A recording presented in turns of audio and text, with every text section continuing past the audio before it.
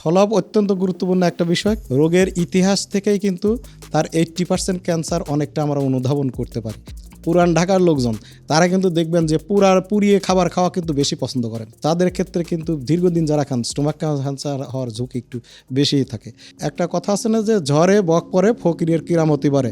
এই ক্ষেত্রে হয়তো কবিরাজের অনেকটা বা হোমিওপ্যাথি ডাক্তারের অনেকটা ভূমিকা থাকে যে ওষুধ দিয়ে আসলে এমনি ভালো হয়ে যায়, মনে করে যে তার ওষুধ খেয়ে আমি ভালো হয়ে গেলাম।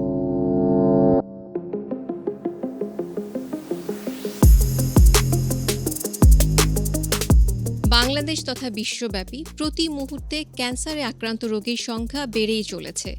বর্তমানে বাংলাদেশে প্রায় 22 লক্ষ রোগী ক্যান্সারে আক্রান্ত। ধারণা করা হচ্ছে 2050 সাল নাগাদ এই রোগীর সংখ্যা বৃদ্ধি পেয়ে প্রায় দ্বিগুণ হয়ে যাবে 2022 সালের তুলনায়। তাই বোঝাই যাচ্ছে এই ক্যান্সারের আকার কতটা ভয়াবহ আকার ধারণ করছে। Lifestyle health education and promotion নিবেদিত স্বাস্থ্য শিক্ষা ও সচেতনতা পডকাস্টে সকলকে সাদর আমন্ত্রণ জানাচ্ছি আমি ডাক্তার তানিয়া রহমান মিতু।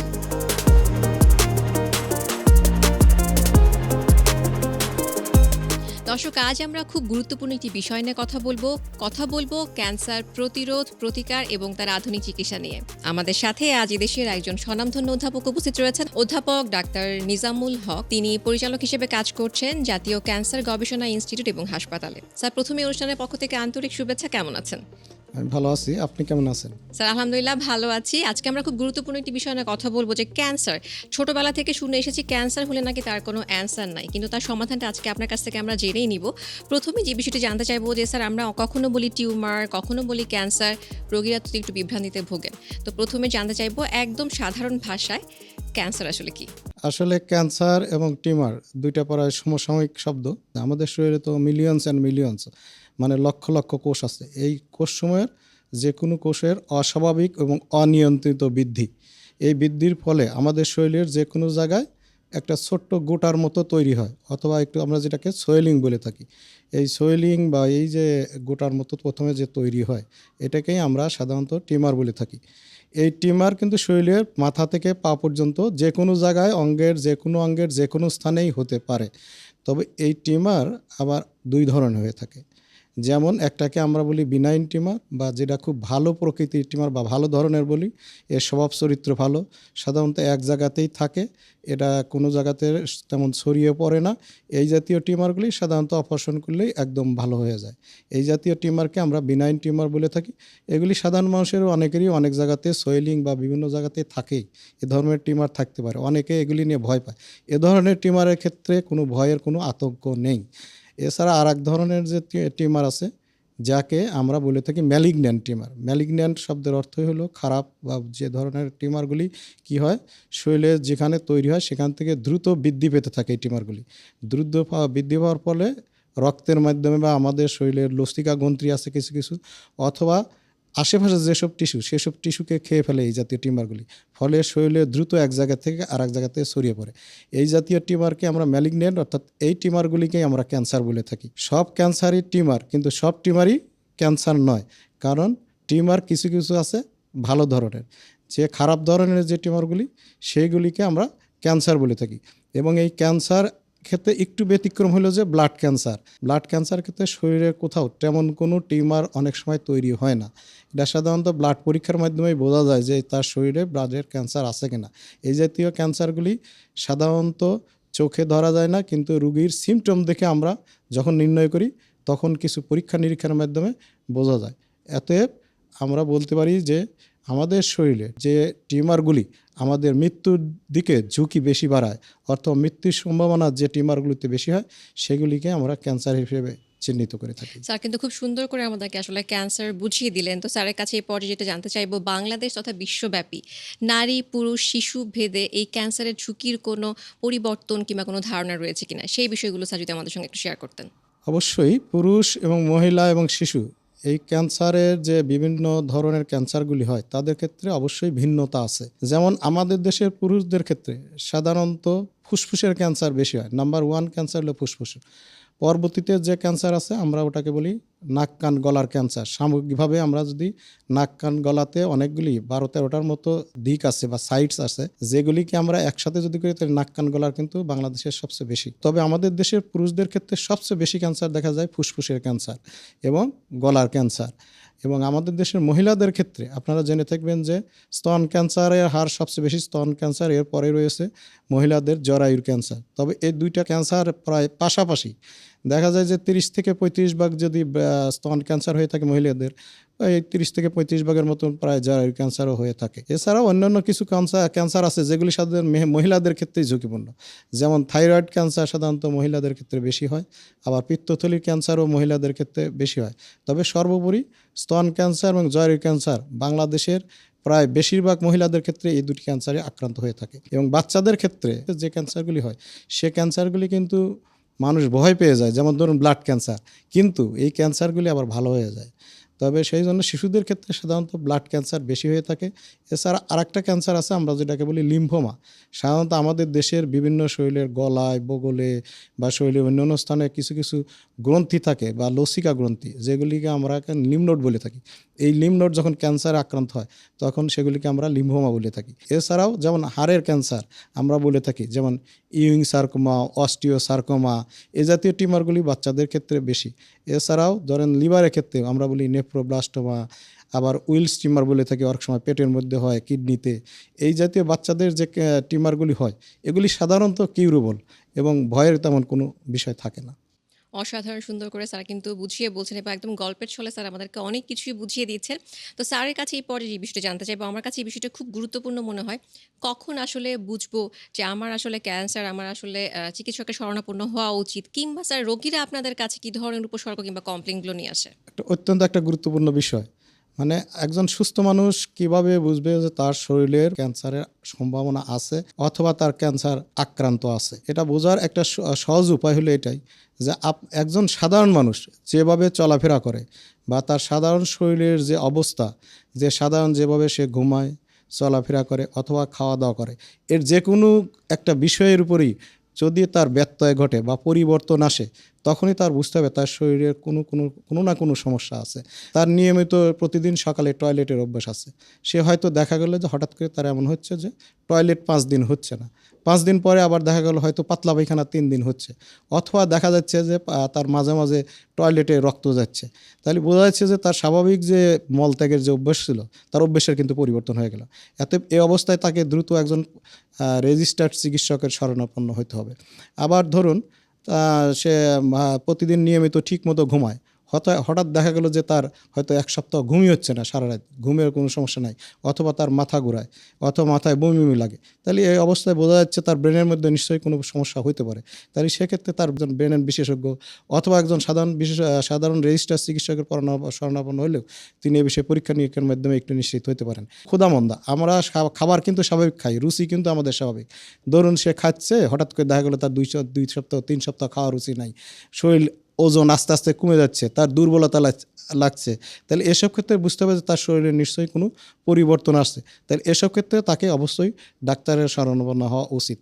যে কোনো ধরনের পরিবর্তন আপনি লক্ষ্য করবেন অথবা বুঝতে পারবেন যে আপনার শরীর, আপনি যে আগে যে অবস্থায় ছিলেন এখন সেই অবস্থা নাই, আপনার শরীর আপনাকেই ওয়ার্নিং দিবে ঘড়ির কাঁটার মতন। আপনি নিজেই বুঝতে পারবেন যে আমার শরীরে এখন পরিবর্তন আছে। এই পরিবর্তনগুলি যখনই আসবে তখনই আপনার নিকটস্থ রেজিস্টার চিকিৎসকের আপনি শরণাপন্ন হন। আপনি ডাক্তার আপনার ইতিহাস নেবে, লাগলে কিছু পরীক্ষা নিরীক্ষা করবে। যদি আপনার ক্যান্সার জাতীয় কিছু ধরা পড়ে তাহলে ক্যান্সার বিশেষজ্ঞের কাছে আপনাকে পাঠিয়ে দিবে। স্যার কিন্তু খুব সুন্দর করে আমাদেরকে বুঝিয়ে বললেন যে শরীর কিন্তু আমাদেরকে ওয়ার্নিং দিবে, কিন্তু সেই ওয়ার্নিং সাইনটা আমাকে কিন্তু ধরতে হবে। স্যার এই যে আমরা বলছি সচেতনতার প্রয়োজন, আর্লি ডায়াগনোসিস প্রয়োজন, এই আর্লি ডায়াগনোসিস কিংবা আগে আগে ধরে ফেললে এই ক্যান্সারের ক্ষেত্রে চিকিৎসার কোনো উপকারিতা কি রয়েছে স্যার? অবশ্যই। যেমন ধরুন আমরা ক্যান্সার বলতে কিন্তু যখনই বুঝি যে ক্যান্সার শরীরে ধরা পড়লে আমরা কিন্তু পরীক্ষা নিরীক্ষার মাধ্যমে প্রথমে রোগটা নির্ণয় করি।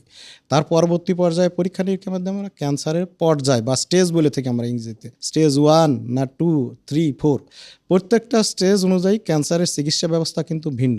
এর আগেও একটা স্টেজ আছে যাকে আমরা বলি যে কার্সিনোমা ইন সিতু, মানে ক্যান্সারে এখনও যায় নাই, ক্যান্সারে যাওয়ার ঠিক আগের পর্ব। তাই সেই সব ক্ষেত্রে যদি ক্যান্সার ধরা পড়ে, কার্সিনোমা ইন সিতু আমরা বলি, শুধুমাত্র কিন্তু সামান্য কিছু চিকিৎসা, যেমন জরায়ু ক্যান্সারের ক্ষেত্রে কার্সিনোমা ইন সিতু হলে আমরা কিন্তু শুধু কটারি করতে বলি, অথবা অনেক সময় লিপ বলে যে সামান্য এই অংশটুকু কেটে ফেলে দেয়, অথবা কোনো কোনো সময় আমরা বলে থাকি যে আমাদের ক্রায়োথেরাপি আমরা দিয়ে থাকি, লিকুইড নাইট্রোজেন দিয়ে ওটাকে ধ্বংস করে দেওয়া যায়, অথবা ইলেকট্রোথেরাপি, এই ধরনের যেই জাতীয় কিছু কিছু চিকিৎসা আছে যেগুলি চিকিৎসার মাধ্যমে একদম শতভাগ ভালো করা সম্ভব। এছাড়াও আরও কিছু কিছু ক্যান্সার আছে যেগুলি ক্ষেত্রে, যেমন ধরুন আপনার ব্রেস্ট ক্যান্সার যদি এই কার্সিনোমা ইন সিতুতে ধরা পড়ে, তাহলে টিউমারটা শুধু কেটে ফেললেই কিন্তু উনি একদম 100% সুস্থ। যে কোনো ক্যান্সারই যদি প্রাথমিক পর্যায়ে ধরা পড়ে, ওটা সামান্য কিছু চিকিৎসা, যেমন ধরুন হয়তোবা শুধু অপারেশনের মাধ্যমে তিনি ভালো হয়ে যাবেন, অথবা অপারেশনের সাথে তার সামান্য কিছু কেমো লাগতে পারে, কেমোথেরাপি, অথবা তার অপারেশনের পরে শুধুমাত্র পরবর্তী রেডিয়েশন লাগতে পারে, অথবা কোনো কোনো ক্ষেত্রে শুধুমাত্র প্রাথমিক পর্যায়ে রেডিয়েশন দিয়ে রুগীকে 100% ভালো করা সম্ভব। সুন্দর স্যার, একদম আমরা বুঝতে পারলাম যে আর্লি ডায়াগনোসিস কতটা প্রয়োজনীয়।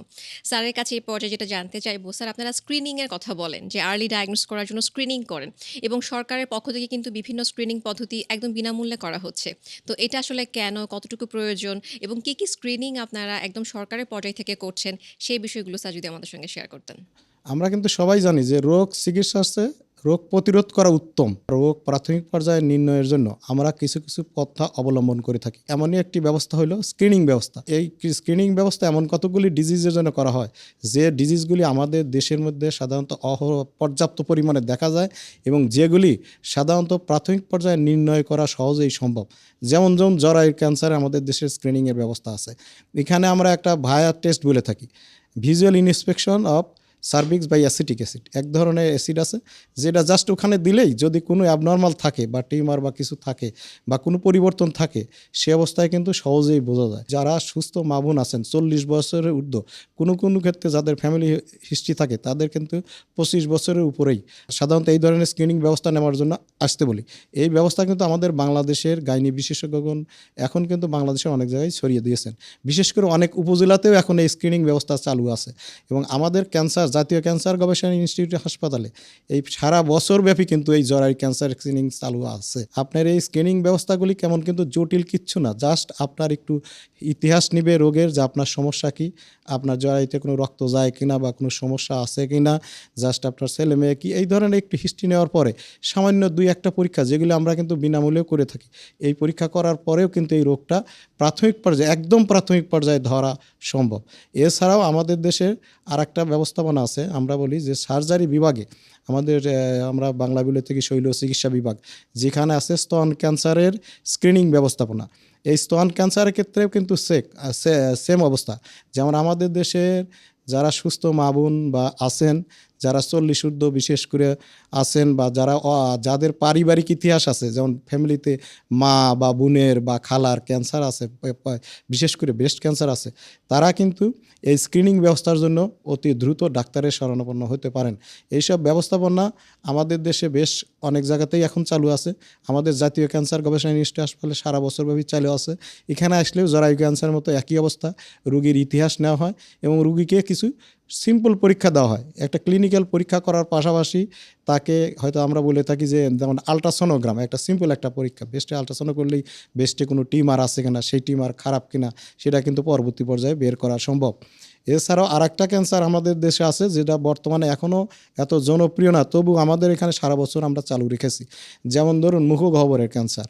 আমাদের দেশের গ্রাম বাংলার মা বোনেরা যারা আছেন তারা কিন্তু পান পাতা না খেলে তাদের চলেই না। দেখবেন যে তারা খাবার পরে ঠিক প্রত্যেকদিন পান পাতা বা পানের বাটি নিয়ে বসেন, যে পান পাতা, এবং সেই সুপুরি, সাথে সাদা পাতা এগুলি না খেলে তাদের চলেই না।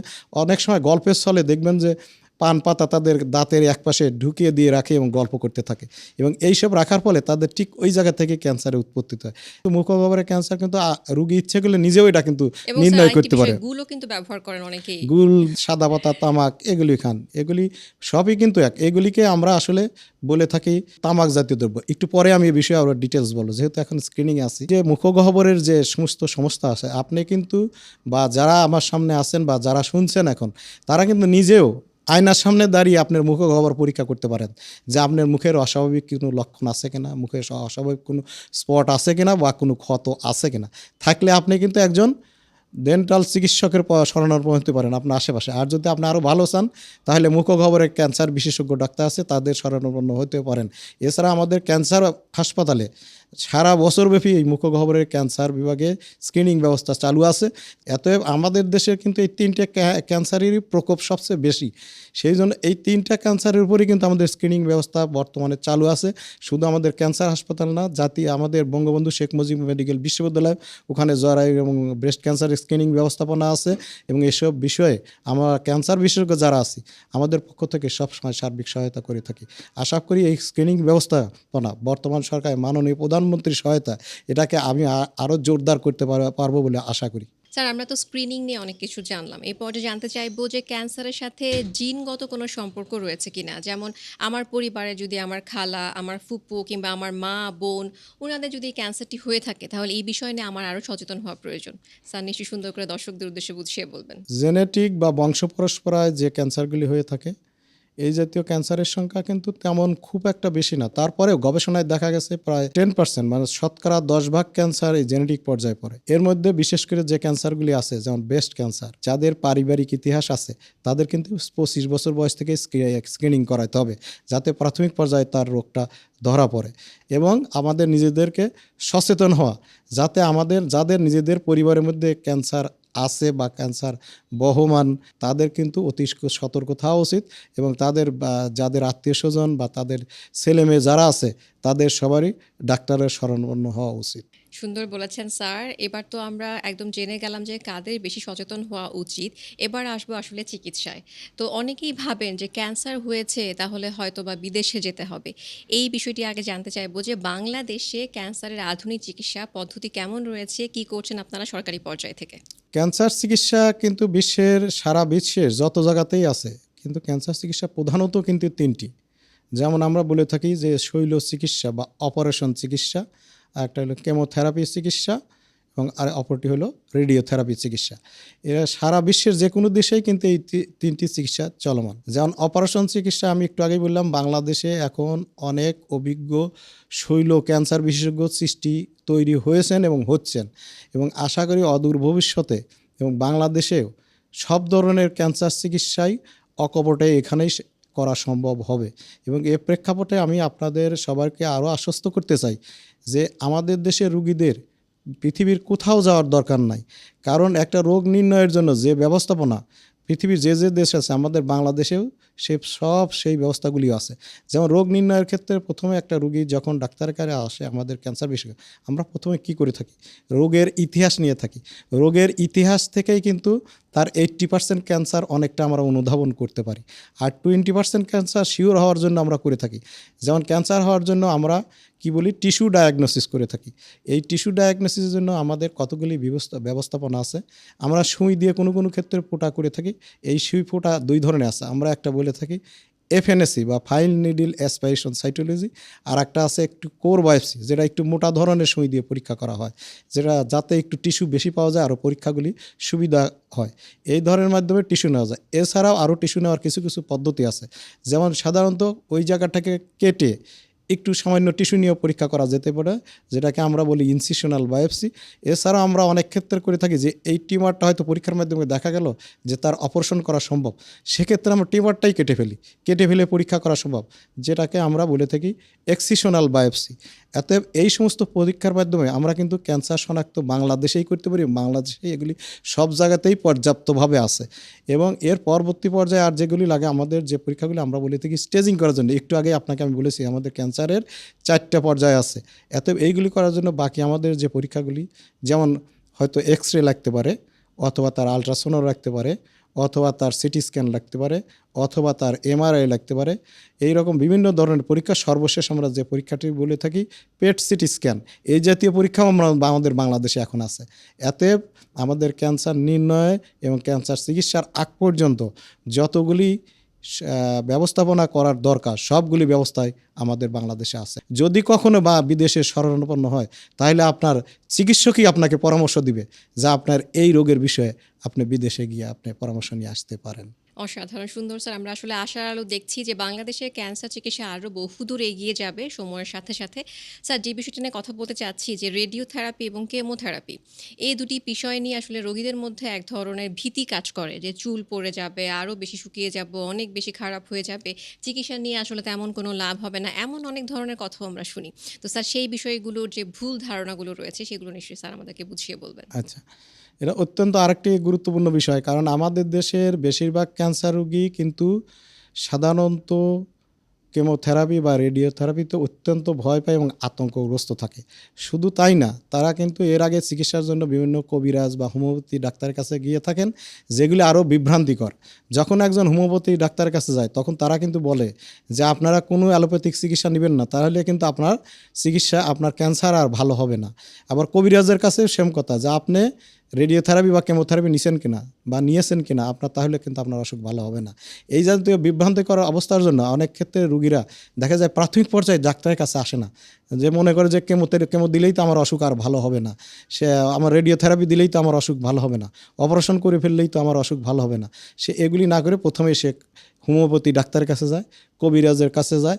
ধার্মিক কারণে আমাদের দেশের মা বোনরা সহজেই কিন্তু তার লজ্জার কারণে হোক বা যে কোনো কারণে হোক বা তার পরিবারের যে প্রধান তার ভয়ে হোক, যে কোনো কারণে হোক, তারা কিন্তু প্রথমেই তার শরীরে যে টিউমার বা বাসা বেঁধে আছে, সহজেই কিন্তু ডাক্তারের কাছে বলতে চান না।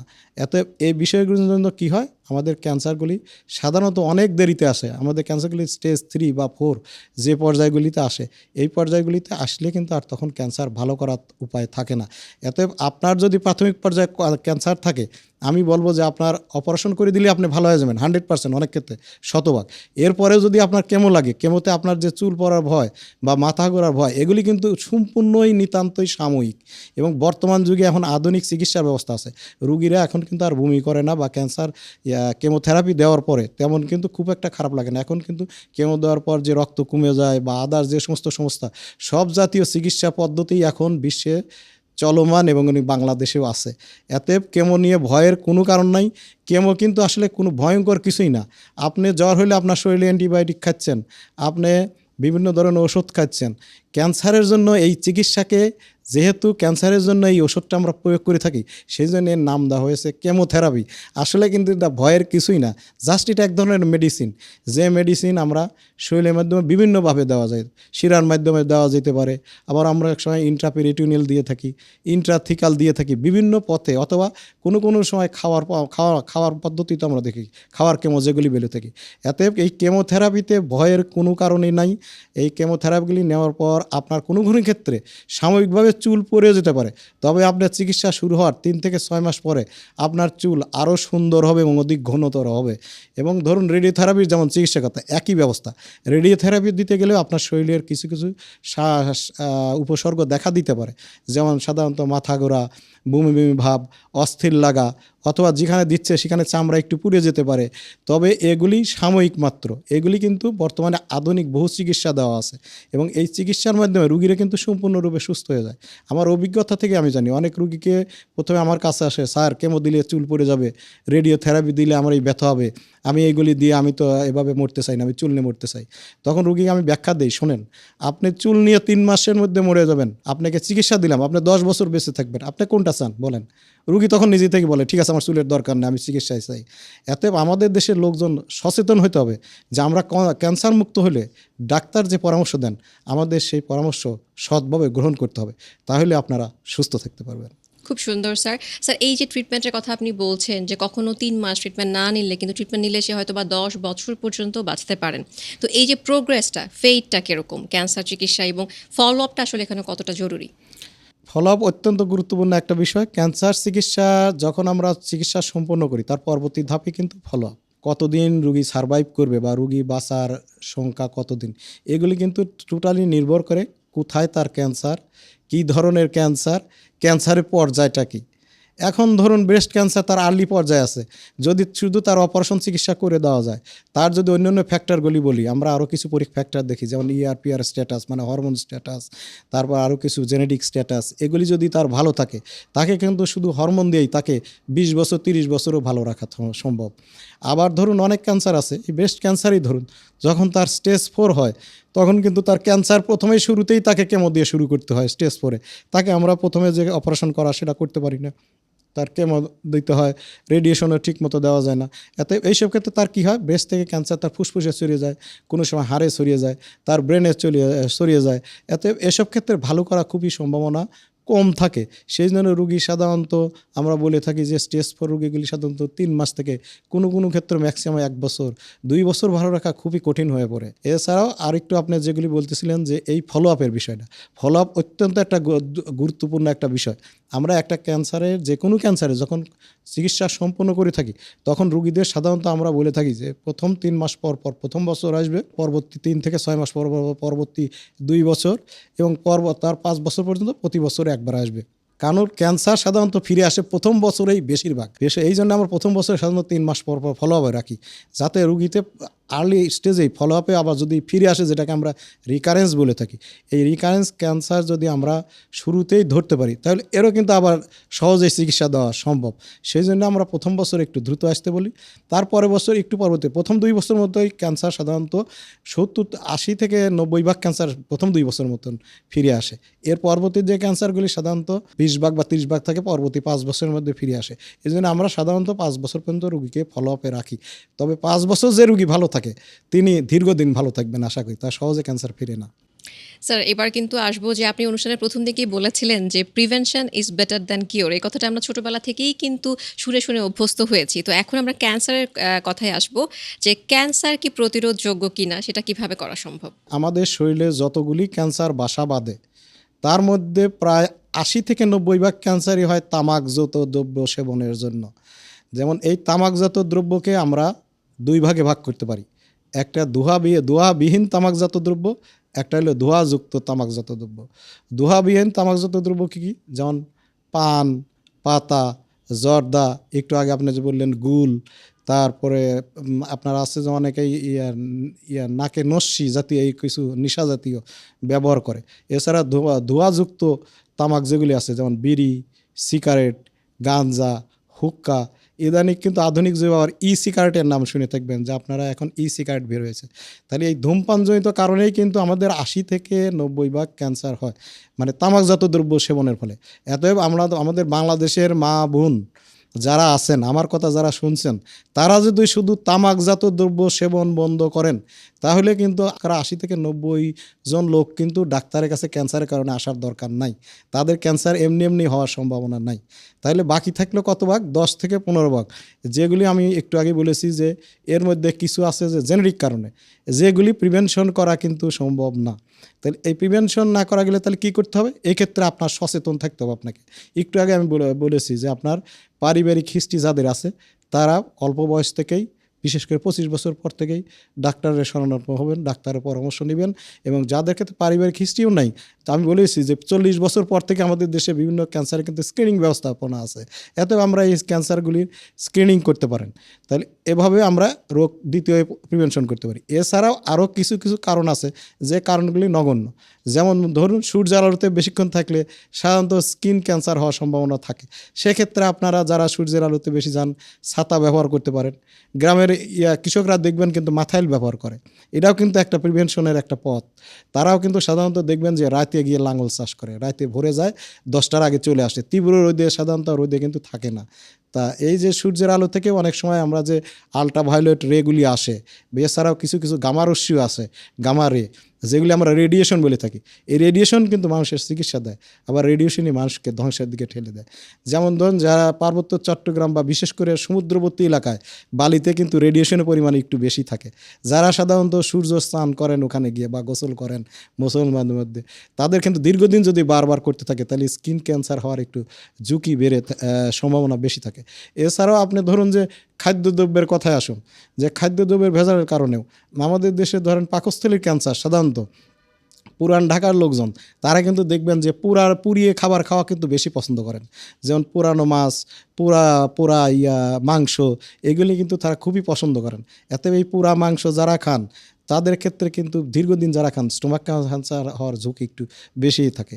এছাড়াও আরও কিছু কিছু বিষয় আছে, যেমন আপনার শরীরের ওজন, যারা স্থূলতা বেশি থাকে, তার মানে কি তারা চর্বি জাতীয় খাবার বেশি খান, এতে চর্বি জাতীয় যারা খাবার বেশি খান তাদের কিন্তু ওই ক্যান্সারে আক্রান্ত হওয়ার অনেকটা ঝুঁকি থেকে যায়। যেমন ইনফেকশন, অনেক জীবাণু আছে যেগুলি ক্যান্সার করে থাকে। যেমন জরায়ু ক্যান্সারের জন্য আমরা হিউম্যান প্যাপিলোমা ভাইরাস বলে থাকি। এই হিউম্যান প্যাপিলোমা ভাইরাস জরায়ু ক্যান্সার যাতে না করে এটা প্রতিরোধের জন্য কিন্তু বাংলাদেশ সরকারও এখন টিকা দিয়ে থাকেন। হ্যাঁ, সারবেরিস নামে আছে। তারপরে আরেকটাও ক্যান্সার আছে পেন্টাভ্যালেন্ট আমরা ভ্যাকসিন বলে থাকি।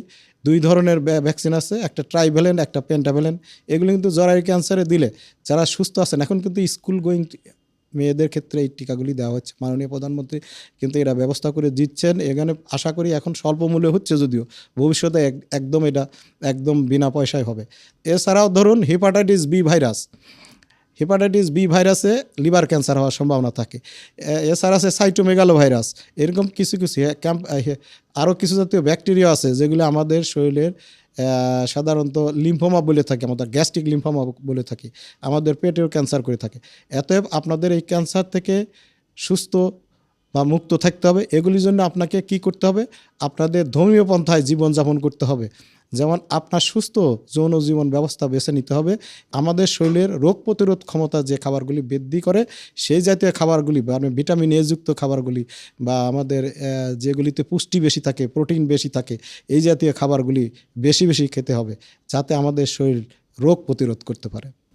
খুব সুন্দর স্যার, আমরা কিন্তু আশা আরও দেখতে পাচ্ছি যে আসলে ক্যান্সারের প্রতিরোধ করা সম্ভব। স্যারের কাছে এ পর্যায়ে জানতে চাইবো, স্যার লাইফস্টাইলের কথা আপনি অলরেডি বলেছেন, খাদ্যাভ্যাস কিংবা বলবো এক্সারসাইজ কিংবা ওবেসিটি কিংবা মুটিয়ে যাওয়াটাকে কন্ট্রোল করা, রেগুলার ধর্মীয় পদ্ধতি স্যার যেটা বলেন জীবনাবলম্বন করা, যে কোনো ধর্মেরই সেটা হোক না কেন, সকল ধর্মেই সুস্থ এবং সুন্দর জীবনের কথা বলা হয়েছে। তো স্যার সেই বিষয়গুলো কিছু বলবেন যে আসলে কতটা জরুরি? এটা খুবই অত্যন্ত একটা জরুরি বিষয়। যেমন ধর্মীয় বিষয়গুলি যেগুলি আছে, যেমন আমাদের দেশের কিন্তু যা মসজিদে যারা যান তারা কিন্তু ইমামের কথা অত্যন্ত পছন্দ করেন। বা আমাদের দেশে এই ব্যবস্থাগুলি যদি করা যায় যে ইমামের মাধ্যমে কোনো তথ্য বার্তা পৌঁছে দেওয়া হলো যে আপনারা যারা ধূমপান করেন, এই সামান্য কিন্তু 2-4টে কথাবার্তা আমরা যদি মসজিদে ইমামের মাধ্যমে প্রচার করতে পারি, তাহলে উনিও কিন্তু প্রচার করলো যে বললো যে আপনারা মা বোন যারা আছেন তাদের লজ্জার কিছু নাই, বা যে কোনো ধরনের টিউমার হলে আপনারা ডাক্তারের শরণাপন্ন হন। এটা অত্যন্ত কিন্তু গুরুত্বপূর্ণ। যেমন যারা গির্জায় থাকেন বা গির্জার যে ধর্মের লোকজন আছেন তারা কিন্তু প্রচার করতে পারেন। আবার মন্দিরে গিয়ে আমাদের হিন্দু ধর্মে যারা আছেন তারাও কিন্তু প্রচার করতে পারেন। যেমন কমিউনিটি ক্লিনিক, এটা আমাদের ক্যান্সার সেক্টরে একটা বিশেষ চিন্তাভাবনা আছে যে এই কমিউনিটি ক্লিনিকের মাধ্যমে এই সমস্ত তথ্য যাতে গ্রাম বাংলার লোকের কাছে পৌঁছে যায় সেই জাতীয় ব্যবস্থা করা। অথবা এই কমিউনিটি আপনারা জানবেন যে পরিবার পরিকল্পনার বিভিন্ন বৈঠক কিন্তু গ্রাম বাংলা, যেগুলিকে আমরা উঠান বৈঠক বলে থাকি, এই জাতীয় উঠান বৈঠকও কিন্তু গ্রামের কোনো মুরব্বীদের নিয়ে এই জাতীয় বৈঠকগুলি করা যেতে পারে। বাংলাদেশের মানুষের যে সমস্ত আমাদের যেগুলি ধর্মীয় বা গোঁড়ামি বা যে সমস্ত মিথ্যা প্রচলন আছে সেই সব জিনিস কিন্তু সহজেই উত্তরানো সম্ভব। খুব সুন্দর করে স্যার বুঝিয়ে বলেছেন। এইবার স্যারের কাছে যেটা জানতে চাইবো যে স্যার আমরা অনেক ধরনের কুসংস্কারও কিন্তু দেখতে পাই। কখনো কখনো আমরা নিজেরাই হাসপাতালে ফেস করেছি যে লিভারের ক্যান্সার, হয়তো বা পয়সা গরম করে লিভারের পেটের ওই জায়গায় ছেঁকা দেওয়া হয়েছে। কখনো দেখা গেছে যে সামান্য একটা টিউমার ছিল ব্রেস্টে, কিন্তু সেটাই আসলে অপারেশন করা হয় নাই, তিনি হয়তো বা অন্য ভেষজ অন্য ট্রিটমেন্ট নিয়েছেন, অনেক দূর গড়িয়ে একদম স্টেজ 4-এ আমাদের কাছে আসেন। আবার কখনো কখনো দেখা যায় যে পায়ুপথের ক্যান্সার, সেটাতে হয়তো বা কোনো হার্বাল কিছু লাগিয়ে একদম ঘা বানিয়ে নিয়ে আসে। এগুলো নিশ্চয়ই আপনারা আরও বেশি ফেস করেন। তো সেই বিষয়গুলো নিয়ে কি আমাদের দর্শকদেরকে সচেতন করার জন্য কিছু বলবেন স্যার? অবশ্যই। একটু আগে আমি কিন্তু বলেছি যে আপনার শরীরের যে কোনো ধরনের পরিবর্তন আসলে আপনারা একজন রেজিস্টার্ড চিকিৎসকের শরণাপন্ন হবেন। আপনারা কোনো মতেই কোনো হোমিওপ্যাথি চিকিৎসা অথবা কবিরাজি চিকিৎসা অথবা একজন জানেন না যিনি তার মুখের যে কোনো বক্তব্য আপনারা সরাসরি শুনবেন না। আপনার শরীর আপনাকেই বেছে নিতে হবে যে আপনি কিভাবে সুস্থ থাকবেন। এ বিষয়ে অবশ্যই আপনি ডাক্তারের শরণাপন্ন হবেন এবং আপনারা কোনো ক্রমেই হোমিওপ্যাথি চিকিৎসা বা কবিরাজি চিকিৎসা নেবেন না। এই হোমিওপ্যাথি বা কবিরাজি চিকিৎসাই যদি ক্যান্সার ভালো হতো তাহলে কিন্তু এত গবেষণা, এত পৃথিবীব্যাপী এত ঝড় তোলা বা এখন কিন্তু জিন থেরাপির চিন্তাভাবনা করা হচ্ছে। এখন কিন্তু বিশ্বে দেখবেন যে টার্গেটেড থেরাপি যেগুলি তৈরি হচ্ছে আরও উন্নত মানের।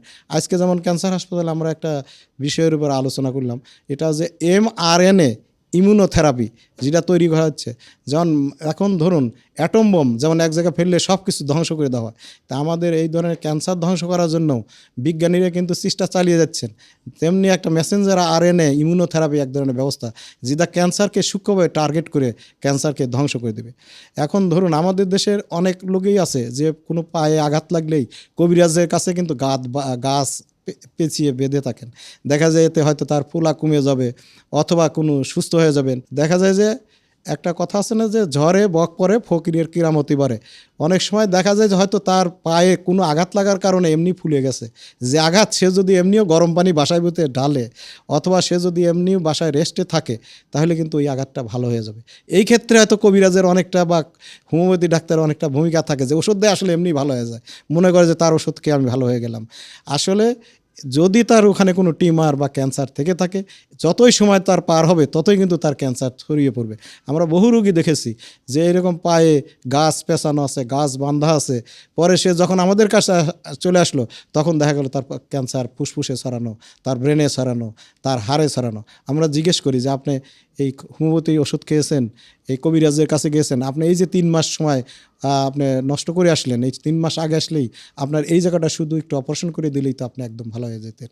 অতএব আপনারা যে যেখানেই আছেন, আমার বার্তা একটাই, আপনার শরীরের যে কোনো পরিবর্তন হলেই আপনি বৈজ্ঞানিক পদ্ধতিতে, আধুনিক পদ্ধতিতে যেসব চিকিৎসা ব্যবস্থাপনা আছে সেই সব ব্যবস্থাপনায় আপনি পরামর্শ নেন এবং সুস্থ থাকুন।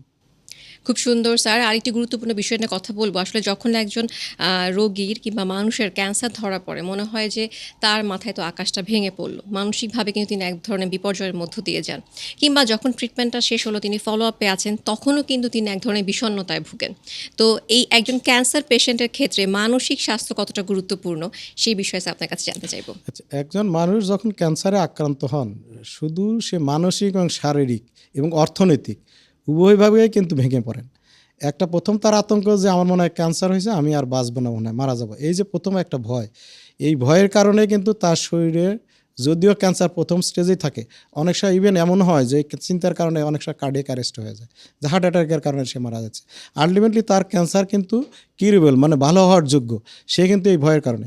এতে ক্যান্সার রুগী, অন্যান্য রুগী যারা আছেন আমাদের দেশে, অন্যান্য রোগের যেসব রুগী তাদের মতোই সাধারণ রুগী, এটা ভয়ের কোনো কারণ নাই, এটা কোনো আতঙ্ক না। এত ক্যান্সার রুগীতে আমাদের সামাজিকভাবে সবাইকে ভালোবাসতে হবে এবং আমাদের অগ্রাধিকার দিতে হবে। যেমন ধরুন অনেক ক্যান্সার রুগী আছে, স্ত্রী ক্যান্সারে আক্রান্ত, স্বামী চিকিৎসা করতে করতে এক পর্যায়ে স্ত্রীকে ছেড়ে দেন। আমাদের দেশে এরকম ইতিহাসও আমরা দেখেছি।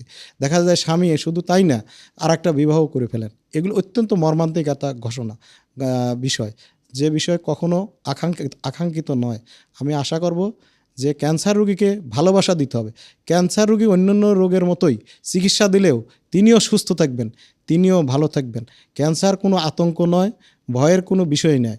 হয়তো ভবিষ্যতে এমন একদিন আসবে যেদিন দেখবেন যে ক্যান্সার আমাদের দেশ থেকে হয়তো নির্মূলে, অথবা পৃথিবী থেকে ক্যান্সারে নির্মূল চলে গেছে, হয়তো ক্যান্সার নিয়ে আর কোনো সমস্যা নাই। অতএব ক্যান্সার রোগীর শারীরিক চিকিৎসার দিকেও খেয়াল রাখতে হবে। যেমন পুষ্টিকর খাবার না খেলে তাকে যে কেমো দিতে হবে, তার যে চিকিৎসা দিতে হবে, রেডিওথেরাপি বা অপারেশন করতে হবে, অপারেশন পরবর্তী যে ধকলটা, তো এগুলি সহ্য করার জন্য তাকে কিন্তু অধিক পুষ্টিকর খাবার খেতে হবে। এছাড়াও আপনি যে বললেন যে সাইকোলজিক্যাল যে বিষয়টা, অবশ্যই সাইকোলজি বিষয়টা অত্যন্ত গুরুত্বপূর্ণ।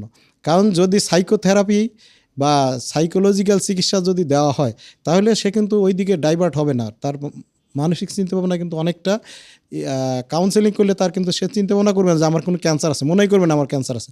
অনেক ক্যান্সার রোগী কিন্তু এখন ক্যান্সারের সাথে যুদ্ধ করে 20 বছর 30 বছর বেঁচে আছে। তারাও কিন্তু অন্য রোগীদের বলে, ভাই আমি অনেক ভালো আছি এত বছর যাবৎ। এতএব সাইকোলজিক্যাল, সোশ্যাল, স্পিরিচুয়াল এবং সব দিক থেকেই ক্যান্সার রোগীদের সাপোর্ট দরকার। তাহলে ক্যান্সার রোগীরাও নিজেদের ক্যান্সারকে জয় করতে পারবে এবং আমরা আমাদের দেশের ক্যান্সারকে জয় করতে পারবো। স্যার, আপনাকে অনেক ধন্যবাদ জানাচ্ছি। আশা করছি আজকের আলোচনা থেকে দর্শকরা যেমন উপকৃত হয়েছেন তেমন সচেতন হবেন। আপনাকেও ধন্যবাদ। Lifestyle health education and promotion নিবেদিত আজকের স্বাস্থ্য শিক্ষা ও সচেতনতা অনুষ্ঠানে যারা আজকের অনুষ্ঠান দেখছেন, আপনাদেরকে অসংখ্য ধন্যবাদ। আশা করি আপনারা এই অনুষ্ঠান থেকে অনেক উপকৃত হবেন এবং ক্যান্সার সম্বন্ধে আপনারা অনেক বিষয়ে জানতে পারবেন এবং গ্রাম বাংলার জনসাধারণ অনেক উপকৃত হবেন এবং এই প্রোগ্রাম আজকে যারা আয়োজন করেছেন তাদেরকে অসংখ্য ধন্যবাদ এবং কৃতজ্ঞতা। ধন্যবাদ স্যার। দর্শক, স্বাস্থ্য বিষয়ে বিভিন্ন পরামর্শ এবং তথ্য জানতে আমাদের ফেসবুক পেজ এবং ইউটিউব চ্যানেলের সাথেই যুক্ত থাকুন। আমাদেরকে কল করতে পারেন 16263 নাম্বারে। আজ এ পর্যন্তই। সুস্থ থাকুন, খুব ভালো থাকুন, লাইফস্টাইল হেলথ এডুকেশন অ্যান্ড প্রমোশনের সাথেই থাকুন। ধন্যবাদ।